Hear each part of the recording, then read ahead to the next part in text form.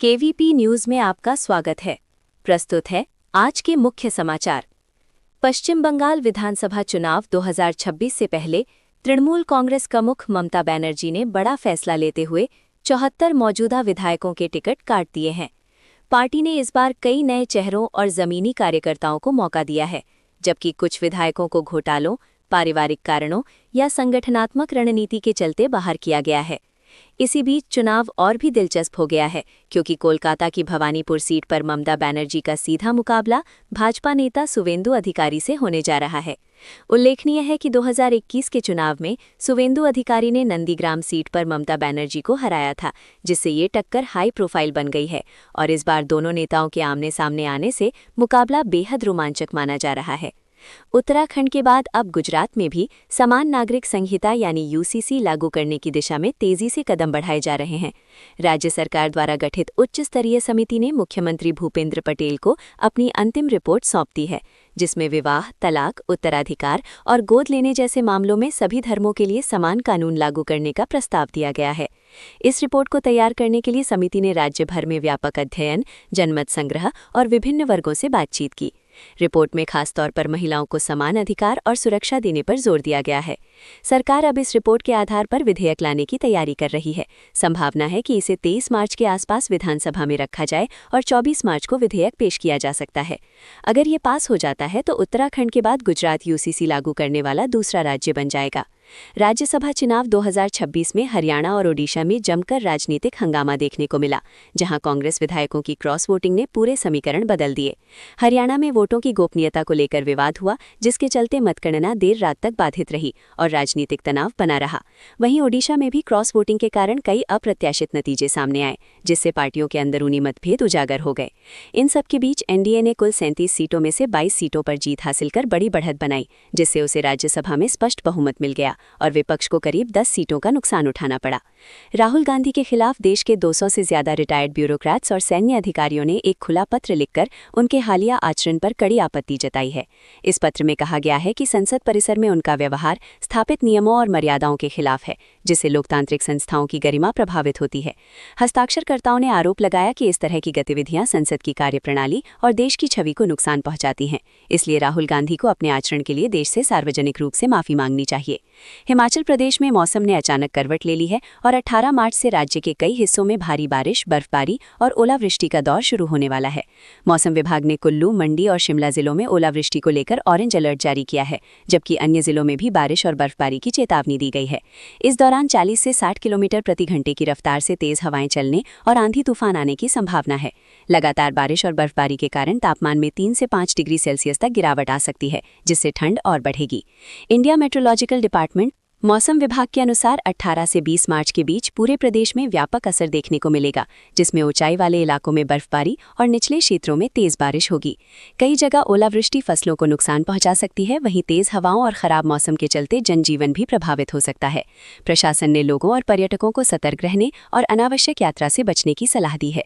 भारत के मुख्य न्यायाधीश जस्टिस सूर्यकांत ने फैमिली कोर्ट को अधिक संवेदनशील और बच्चों के अनुकूल बनाने के लिए एक अहम सुझाव दिया है। उन्होंने कहा कि फैमिली कोर्ट में जज और वकीलों द्वारा पहने जाने वाले काले चोंगे यानी रोब बच्चों के मन में डर पैदा करते हैं, इसलिए इन्हें हटाने पर विचार किया जाना चाहिए। इसके साथ ही उन्होंने ये भी सुझाव दिया कि ऐसे मामलों में पुलिस भी अपनी यूनिफॉर्म में न आए, क्योंकि पूरा माहौल बच्चों के लिए भय पैदा करता है। सीजीआई का मानना है कि फैमिली कोर्ट सामान्य अदालतों से अलग होते हैं, जहां भावनात्मक और पारिवारिक विवाद सुलझाए जाते हैं। इसलिए यहाँ का वातावरण डराने वाला नहीं बल्कि सहज और भरोसेमंद होना चाहिए। उन्होंने यहाँ तक कहा कि फैमिली कोर्ट को फैमिली रेजोल्यूशन सेंटर जैसे नाम दिए जा सकते हैं, ताकि लोगों, खासकर बच्चों को कम तनाव महसूस हो। चारधाम यात्रा 2026 की तैयारियों के बीच बद्रीनाथ केदारनाथ मंदिर समिति यानी बीकेटीसी ने नए नियम लागू करने की घोषणा की है।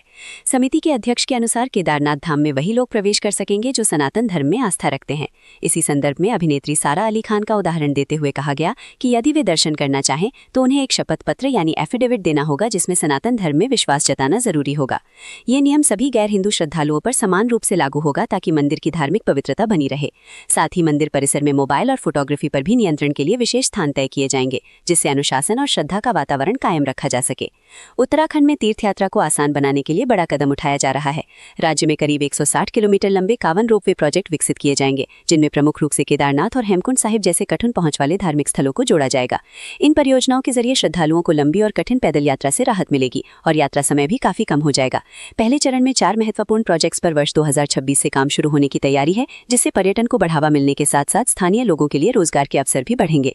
पहले से स्वीकृत केदारनाथ यानी लगभग 12.9 किलोमीटर और हेमकुंड साहिब यानी लगभग 12.4 किलोमीटर रोपवे बनने के बाद कई घंटों की यात्रा कुछ ही समय में पूरी हो सकेगी, जिससे चार धाम यात्रा और भी सुगम हो जाएगी।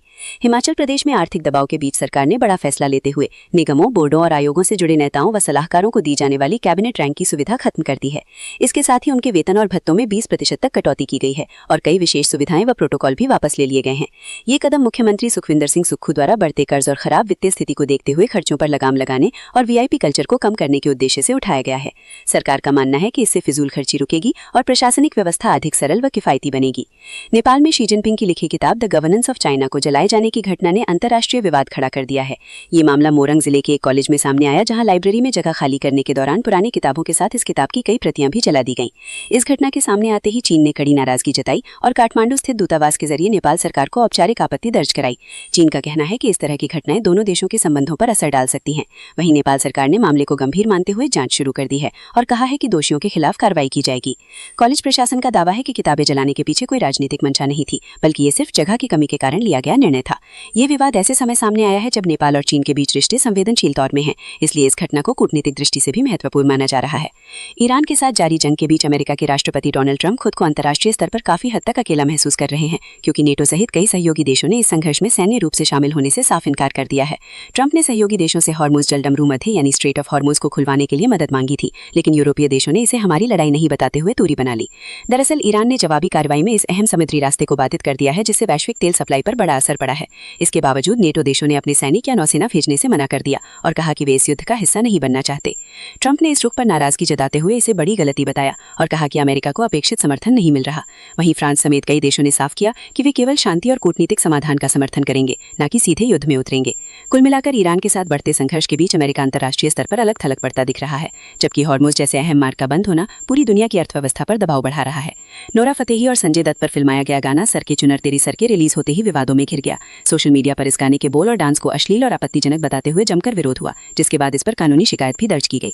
इसी बीच अभिनेत्री और सांसद कंगना रनौत ने भी इस गाने पर तीखी प्रतिक्रिया दी। उन्होंने आरोप लगाया कि गाने के जरिए ध्यान खींचने के लिए हद पार की गई है और इसे सस्ती लोकप्रियता हासिल करने की कोशिश बताया। विवाद बढ़ने के बाद मामला सरकारी स्तर तक पहुंच गया। राष्ट्रीय मानवाधिकार आयोग के नोटिस के बाद गाने का हिंदी वर्जन यूट्यूब से हटा दिया गया और केंद्र सरकार ने भी सीबीएफसी को सख्त कार्रवाई के निर्देश दिए हैं, जिसमें इसे सभी प्लेटफॉर्म से हटाने की बात शामिल है। भारतीय क्रिकेटर कुलदीप यादव के शादी के बाद लखनऊ में हुए ग्रैंड रिसेप्शन में शाही अंदाज देखने को मिला, जहां वे अपनी दुल्हन के साथ विंटेज कार में पहुंचे।